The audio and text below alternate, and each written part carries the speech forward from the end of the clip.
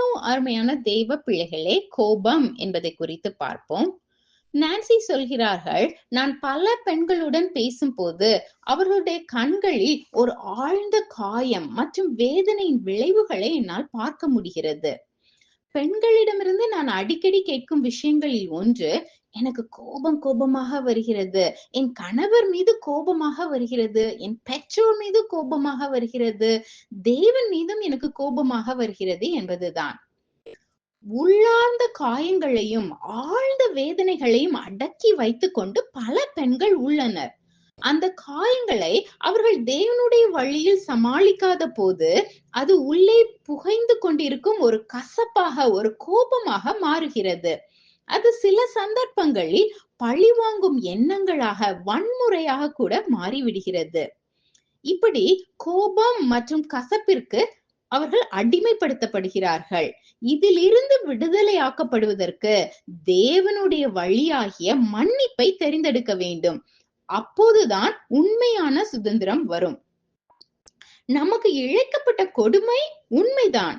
ஆனால் அந்த கொடுமைக்கு பதிலாக நாம் நடந்து கொண்ட விதம் தவறாக இருந்தது என்றால் நாம் அதற்கு முதலாவது மன்னிப்பு கேட்க வேண்டும். பின்பு நமக்கு கொடுமை இழைத்தவர்களை மன்னிப்பதை தெரிந்தெடுக்க வேண்டும்.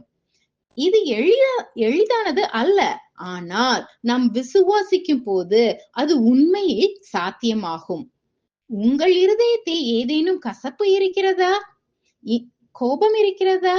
மன்னிப்பின் பாதையை நீங்கள் இன்று தெரிந்தெடுப்பீர்களா? ஒரு சின்ன ஜெபம் செய்வோம். அன்புள்ள ஆண்டவரே, எனக்கு இழைக்கப்பட்ட கொடுமையை அறிந்தவரே, நீதியுள்ள நியாயாதிபதியே, என் வேதனை நீர் அறிந்திருக்கிறபடினால் உமக்கு நன்றி ஐயா. என்னுடைய கொடுமைக்கு பதிலாக நான் நடந்து கொண்ட விதம் தவறு ஐயா. அதை தயவு செய்து மன்னியும். நான் அதற்காக அந்த நபர்களிடம் மன்னிப்பு கேட்கவும், அவர்கள் எனக்கு செய்த கொடுமையை நான் மன்னிக்கவும், இந்த கோபம் என்னும் பாவத்திலிருந்து நான் விடுதலையாகவும் எனக்கு கிருபை செய்ய வேண்டும் என்று சொல்லி கெஞ்சி கேட்கிறேன் ஐயா. இயேசுவின் மூலமாய் ஜெபம் கேளும் அன்புள்ள பிதாவே, ஆமேன். இந்த வார்த்தைகளை கேட்டதற்காக நன்றி.